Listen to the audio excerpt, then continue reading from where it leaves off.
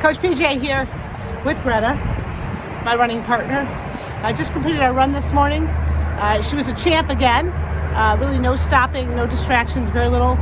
There was another dog along the way, and that did give her pause, but she just kept going. The other thing we have, which is a little different, come here, Greta. We have a different kind of running rope. I have a bungee cord attached to my waist.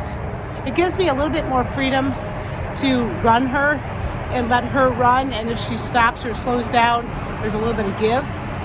Really important that you use tools in your business that give you some give and take. Being rigid makes it hard when things go poorly. If you're rigid, if she stops, I trip up, I pull her, it's not a pleasant experience. But if I'm using a bungee cord, something that has a little bit of give, when there's a mistake that gets made, when she stops, when I stop, when we separate a little bit further than we should, there's give, and it just gives a gentle nudge for her to come back, or for me to speed up or slow down, depending on what's going on. So think about the tools in your business that you use to help support what you need.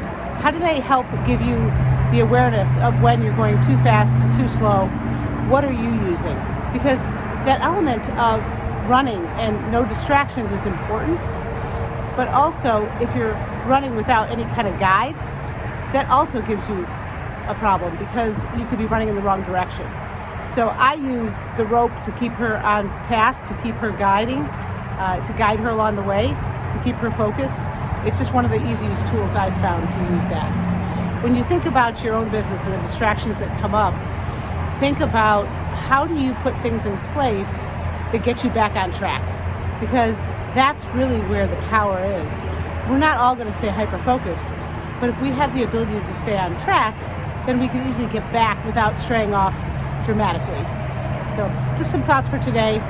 Coach PJ here. If you liked what you heard, put some comments below, like my channel, subscribe. Until next time, your business profit.